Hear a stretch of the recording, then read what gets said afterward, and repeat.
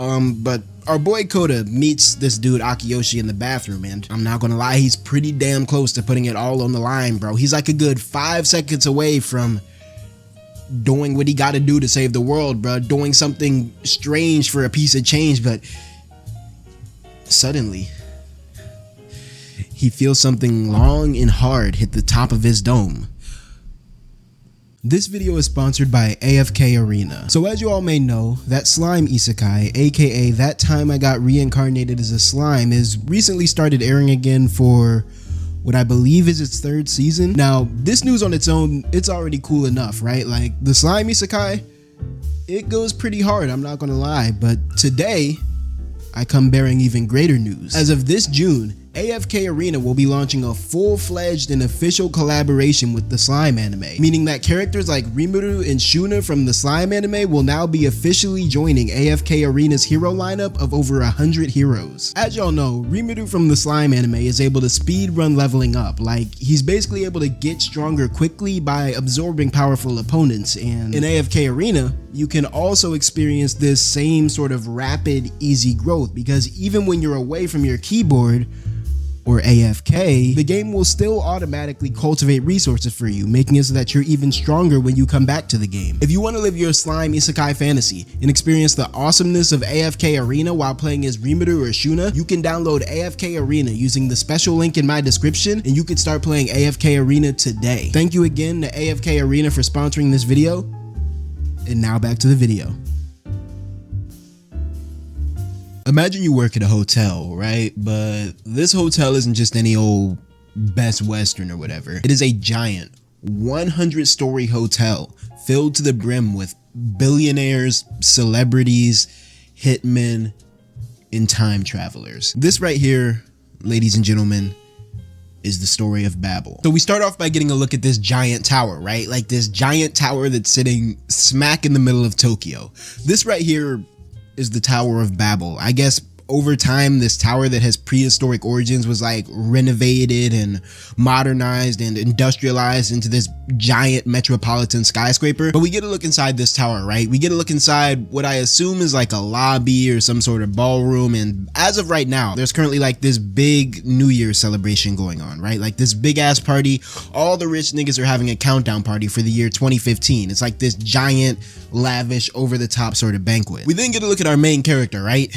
Our main character is a dude named Koda. Now, unfortunately, Koda's not in this hotel because he's rich, right? Koda's in this hotel for the exact opposite reason, actually. Koda's in this hotel working as an attendant, and he hates his life because he feels that he's basically trapped in a job where he has to meet ride rich niggas all day. But there is one upside to this job for Koda. As he's sitting there, wallowing in his sorrow and just kind of moping, this pretty young lady slides up next to him and she's like, "Hey, you good, Koda?" This is Yukiko, another attendant at the hotel, and basically the only reason that Koda can tolerate this job in the first place. Koda clearly has feelings for Yukiko, right? And as he's looking at her, he's basically telling himself like, bruh, when I finally get my money up, when I finally become a real man, I'm gonna tell Yukiko how I really feel about her. Boom, out of nowhere, as he's fantasizing about confessing to Yukiko, Koda gets knocked on the shoulder, causing him to drop all the champagnes that he was carrying on like his little server tray. We get a look at who bumped him, and it's basically like this big, buff ass, tall ass, rich ass, ethereal ass nigga and his supermodel girlfriend. Basically everything that Koda wishes he could be. Koda drops the glasses onto the ground and they all shatter all over the place, making a huge mess, and Mr. Bitches over here literally looks down at Koda and he just gives him the most condescending look I've ever seen in my life, bro. Koda and Yukiko get to cleaning up the shattered glass, but in the process of doing so, Yukiko cuts her finger on the glass, and so she has to head off to the on-site doctor's office to get that checked out. As Yukiko is running off, Koda locks eyes with his boss. He locks eyes with like the head concierge of the hotel, and the concierge basically looks back at Koda with like this threatening expression, right? He's basically like, "Alright, bro, like don't lose your job now." The concierge proceeds to go and greet Handsome Squidward and his date. I guess they're like esteemed guests or whatever, but Handsome Squidward's name is actually Mr. Ozaki, and the date's name is actually Naomi. Now, as Naomi is introducing herself to the concierge, she narrows her eyes just a bit, right? Like she gives him this little look. All I'm gonna say about that, all I'm gonna say right now is keep your eyes on Naomi, bro. Keep your eyes on Ozaki too, but most definitely keep your eyes on Naomi, bro. But anyway, as Koda's over there cleaning up the glass and low-key fawning over Naomi, a ruckus starts to break out, right? A fight is going down on the other side of the room. It's like a fight between two rock stars or something. Rockstar number 1 beams his whiskey glass at Rockstar number 2, but Rockstar number 2, you know, he got them Ultra Instinct Dreadhead superpowers, and so he weaves the glass right before it can hit him. But look who's standing behind him. Now, for some reason, Naomi weird ass looks entirely and utterly unfazed by the fact that she's about to get cracked in the dome with a whiskey glass. Like, just look at the difference between her expression and the expression of the concierge over here. But before the whiskey glass can even touch Naomi, Ozaki big ethereal ass spawns out of nowhere like Toto Aoi and just eats the glass head on. Like, the whole glass literally shatters against his strong ass dome. It's like, alright, All Might, like, relax, bro. We didn't ask for you to do all that. Ozaki then proceeds to press up on the rock stars, right? He like calls their music ass. He's basically just trying to start shit with these drunk rock stars, and well, start shit he does. The Dreadhead Rockstar tries to punch Ozaki, but he gets weaved and one shot in the lip. I guess his Dreadhead powers must have worn off or something. The other dude, the one who had thrown the whiskey glass, tries to sneak Ozaki and hit him with the whole bottle, but Ozaki weaves that shit as well and proceeds to literally kick him through the bottle. The whole crowd is glazing now, right? Like, they're literally cheering on Ozaki, propping him up like he just, I don't know, defeated like the final boss or some shit. Meanwhile, Koda's just sitting over there still on the ground from when Ozaki knocked him over, and he's just like, damn, like, Ozaki's basically over here getting all the attention while I'm just sitting here being ignored. The New Year's party continues. The year of 2015 commences. The story takes place in the transition from 2014 to 2015. Ozaki and Naomi share a kiss, and they all live happily ever after through the night, except for Koda, who feels like a bum. We cut to the next morning, and Koda, who is still in a bad mood from what happened yesterday, is getting woken up because it's time for him to clock in again. It's time for him to get to work. Apparently, they let the hotel attendants occupy some of the rooms, I guess. Like, they let them share a room and live in the hotel, which I guess if there is one good thing to come out of this job for the attendants, I would say that a free 5-star room is pretty cool. Unless, you know, unless that shit comes out of their check, that would be crazy, bro. But Koda's working the front lobby this morning. He's like wheeling around one of those little carts, thinking about how he should probably quit this job, when suddenly the elevator opens up and he sees Ozaki and Yukiko in the elevator. Yukiko's like carrying Ozaki's bag for him. Now at this point, Koda's already pretty tight, right? He's seeing his crush with this Ozaki dude who basically just like punked him out yesterday, but you know, he keeps it cordial, he keeps it procedural, he does his job. Koda goes up to Ozaki and he asks if he's checking out, and Ozaki proceeds to throw his arm around Yukiko, talking about, hey, yeah, thanks for last night, Yukiko. Yukiko, she gets all shy, she starts blushing, and she walks off. Koda, you know, he's trying to process this all. He's trying to put 2 + 2 together. Or maybe he's in denial or something. But before he can even do anything, Ozaki ducks down to whisper in his ear. He's like, hey, little bro, we met in the doctor's office. Her lips were so delicious. Now at this point, bro, Koda has had it, bro. It is officially crash time. He's like, bro, fuck this job. I'm about to quit this weak ass shit anyway. But before I do, I'm sliding this nigga Ozaki dead in the face. Suddenly, the whole hotel begins to shake uncontrollably. It's like an earthquake has suddenly started out of nowhere, and then boom, a big ass chunk of the Tokyo Tower comes flying through the wall and into the lobby. It takes a while for the dust to settle, but when it finally does, Koda sees Yukiko, and she's been like, she's gone, bro. Bodies and glass and steel from the Tokyo Tower are all flying through the air, but after a few seconds, Koda begins to notice that all this stuff that's up in the air, it's not coming back down. It's just floating there as if the passage of time itself has suspended. Suddenly, the front desk phone rings. The phone seems to be the only thing that's unaffected by this random standstill in time. Koda goes to pick up the phone, and on the other end of the phone is a mysterious man's voice. The man is telling Koda that he needs to hurry up and get to the top floor, since the man only has the ability to stop time for a 5-minute stretch. He goes on to tell Koda that he's the only one that can save the world, and that Koda needs to take the elevator upstairs, since anything that he touches will be able to move. So like, for example, he's touching the phone, so the phone is now unaffected by the time freeze. Koda, without another word, he sprints to the elevator and goes all the way up to the top floor, the royal suite, and when he reaches the top floor and enters the suite, he sees an elderly man sitting in a wheelchair. This man, he looks smack like Morgan Freeman, I'm not gonna lie. But when Koda sees this man sitting in the room, you know, staring back at him, he's just perplexed. He's like, what the hell is going on right now, and who is this man? He even asks him, he's like, bro, who are you? The man looks back at Koda as he pulls a pocket watch from out of his blazer. He's like, we'll get to all that later, alright? But for now, we gotta do a test run. Koda's like, yo, a test run? And the man is like, yes, a test run. I'm gonna rewind time back half a day, and I need you to come back into this room once you spawn back into yesterday. Before Koda could protest or even understand what's going on, the man spins back the hand on his little pocket watch, and the room suddenly becomes enveloped with this bright light as Koda finds himself getting sent back to yesterday. Last night, to be exact. Koda's back to staring at the champagne glasses, and once again, he's back at the New Year's party. Yukiko pops up next to him again.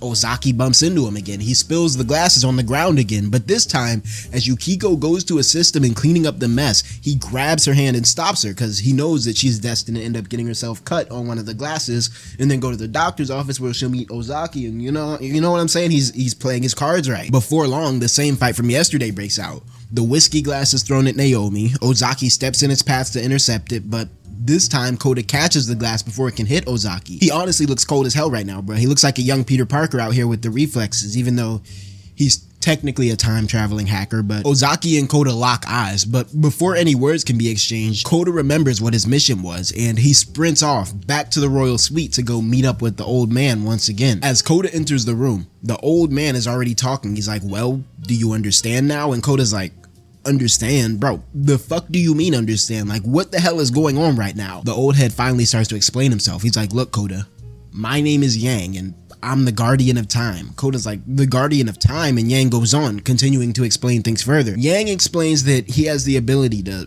stop time for 5 minutes and rewind time for 7 days, and he basically uses this ability to stop the world from falling into calamity. Like, Yang was literally the person that stopped 9/11 from turning into World War III. Koda, he's like, you know, he's still in shock. He's still trying to make sense of all this insane information that's being dumped on him. But Yang, you know what I'm saying? Yang keeps on going with the explanations. Yang explains that he's getting old. He's becoming frail, and he says that because he can't really get active like he used to in his youth, he's now entrusting his duties as the guardian to Koda. He flicks open his pocket watch once again, and Koda's like, what's going on? Are we doing another test run? And Yang is like, hell nah, bruh. This is the real deal, bro. It's time to lock in. He then gives Koda a debriefing. He's like, look, Koda, in this hotel right now, there is a terrorist that will go on to start World War III. I don't know who this terrorist is. I don't know what this terrorist looks like, but I know they're in here. He then gives Koda the most dead serious expression of all time. He's like, Koda, your job is to locate and eliminate this terrorist by New Year's Eve. Koda's like, eliminate? Like, you mean I gotta kill someone? Bro, I can't do that shit. Are you crazy? Yang looks Koda dead in the eye. You won't kill a terrorist to save someone you care about? Koda immediately thinks back to Yukiko's dead body. Barely an instant passes before Yang is spinning back the clock again, despite Koda's protests. As everything is fading into the light, Yang tells Koda to ask for a man named Akiyoshi at the bar. He explains that Akiyoshi will be his guide throughout the mission, and then, boom, just like that, Koda is standing back in the lobby. It's December 24th, 2014. 7 days before New Year's Eve. Koda turns around to see Yukiko, and with a brand new look of resolve in his eyes, Koda makes his way over to the bar, determined to protect the woman who he feels so deeply for. So Koda arrives at the bar a few minutes later, and sitting at the bar alone is this one man who has like a martini next to him. He's knocked out on the counter. Koda walks up to him and he's like, hey bro. He wakes the guy up and he's like, hey bro, Yang sent me. The man at the bar sits up. He has a cheeky grin on his face, and he takes a sip of his drink. He's like, oh, Yang sent you? Looks like Unc gave me a really shitty Christmas present this year. We cut back to the front desk where Naomi, she's got like this big ass fur coat and a Louis suitcase and fucking Gucci shades, but the front desk attendant is asking her like, how long does she want to check in for? Naomi takes off her glasses and she's like, why not a week? I plan on staying here until New Year's Eve. We cut again, this time to a random hotel room, and well, in this hotel room, Ozaki is laying down some pipe. Yeah, there's not really too much to say here. I only bring this up because the woman who is currently having fun with Ozaki, she ends up being a moderately important character in the long run, but yeah, we're not there yet. I do also think that she's an employee of the hotel though. So Ozaki does seem to have a thing for tapping these women while they're on the clock. Like, Ozaki, relax, bro. We got jobs to complete. We cut back to Koda and Akiyoshi, and I'm not gonna lie, Akiyoshi is just yapping, bro. It's getting to the point where Koda's starting to wonder why Yang sent him to meet this chatterbox of all the people in the hotel. But Akiyoshi is talking and talking about picking up girls and whatnot when suddenly he stops. He gets up and he starts walking away. Koda's like, hey, bro, like, where are you going? Like, I need you. And Akiyoshi turns around. He's like, oh, word? Well, if you want something, you gotta pay the price. Akiyoshi proceeds to try to coerce Koda into performing a special favor so that he can obtain the information that he needs. Yeah, this manga has a lot of uncomfortable ass moments between everybody, actually. The women get objectified by the men get objectified by the men get objectified by the women. Honestly, this shit is just a free-for-all, bro. A whole lot of naked bodies getting thrown around in this manga. But our boy Koda meets this dude Akiyoshi in the bathroom, and I'm not gonna lie, he's pretty damn close to putting it all on the line, bro. He's like a good 5 seconds away from doing what he gotta do to save the world, bro. Doing something strange for a piece of change, but suddenly he feels something long and hard hit the top of his dome. Akiyoshi is holding a pistol up to the top of Koda's dome. Apparently, Akiyoshi had to put on this whole ruse pretending that he wanted to elicit these sexual favors from Koda for the sole purpose of getting them alone. Like, basically he just wanted to have like an alibi in case they were being watched or followed.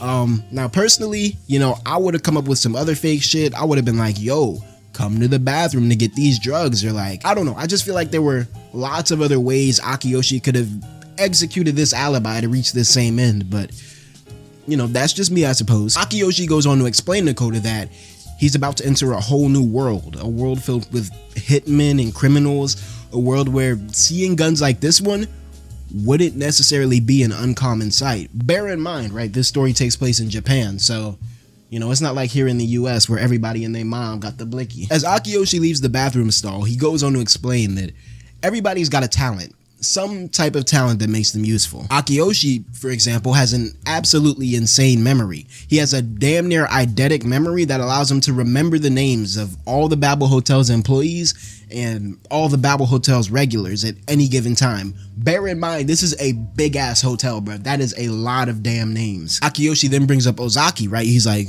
do you know a guest by the name of Ozaki? Koda, you know, he thinks back to Ozaki. He's like, yeah, but what's wrong with Ozaki? Like, why are we talking about him? Akiyoshi lights a cigarette. He then looks up at Koda. He's like, hey, bro, I'm just an informant that knows when I see somebody fishy. It's up to you to investigate this guy and figure out what's really going on with him. Akiyoshi then grabs Koda's hand and he plops a little vial into his palm. He's like, this right here is hyoscine, a tasteless, odorless, soluble poison. If you find out Ozaki is the terrorist, you can slip this into his drink and kill him instantly. Koda is shook once again at the thought of having to kill someone. He's still not on board with the whole killing thing. He's like, you want me to kill him? And Akiyoshi is just like, hey, look, bruh, I'm just an informant. Yang chose you to do the dirty work. Am I right? Speaking of dirty work, we cut back to Naomi, who's now getting acclimated to her hotel room. Her phone, which is on the desk next to her, starts ringing. And when she goes to pick it up, there's a man's voice on the other end. Merry Christmas, Naomi. The man's talking to her and she responds, looks like it's going to be a white Christmas. These two are obviously speaking in some sort of code. The man starts talking again. What would you like Santa to bring you? I think I'll take a large suitcase. The man takes note of what she says. Roger that. Have you prepared for the mission? Naomi opens up her closet and pulls out a clothes hanger. Prepare? You know I don't prepare for stuff.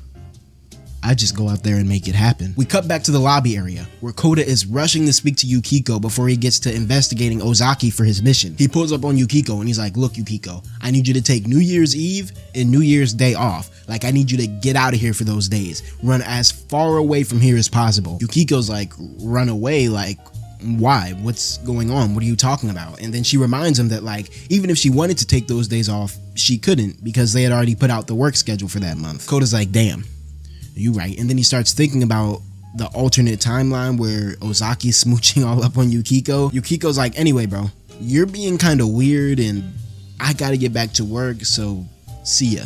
But as she turns around to walk away, Kota grabs her and spins her back around so that they're looking eye to eye again. In his head, Kota's like, fuck it. If the world's about to end anyway, I might as well tell Yukiko how I really feel. He steals his resolve, ready to confess to Yukiko, but as he's about to do so, the concierge hits the corner and starts pressing the two of them like Benson from Regular Show, talking about, you two, get back to work and start slacking. Like, damn, concierge, can you let my boy run his game real quick, brothers?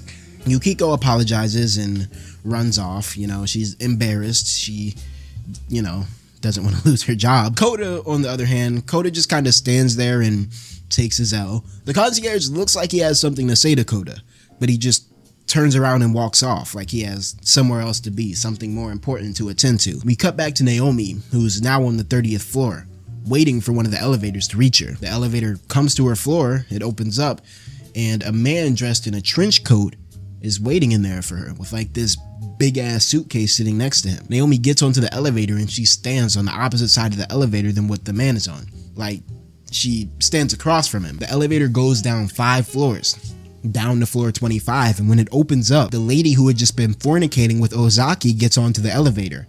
Naomi is standing behind this new lady. Suddenly, Naomi's hand shifts in front of the new lady. She's holding the clothes hanger from earlier. It's parallel to the new lady's neck. And then boom, Naomi flips the new lady onto her back and she starts like choking her out with this clothes hanger as the suitcase dude just sits there and watches. An unspecified amount of time passes before the elevator hits ground floor. Naomi and Suitcase Man both walk out the elevator. The third lady is nowhere to be found. Suitcase Man goes straight outside with this suitcase and gets into like this taxi. Naomi, on the other hand, sees Kota in the lobby and she kind of just inconspicuously hands him the hanger that she just used as a murder weapon. Obviously, Kota doesn't suspect that this hanger is a damn murder weapon because, I mean, it's just a regular looking hanger. It doesn't have like blood on it or anything. But we cut back to the Suitcase Man's taxi and we get a look inside of his suitcase that's in the trunk of the taxi. And inside this suitcase, crumpled up into a little ball, we see none other than the woman who had been killed on the elevator. But there's a catch. For some reason, this woman has a tracking device that's been stuffed inside her coat pocket.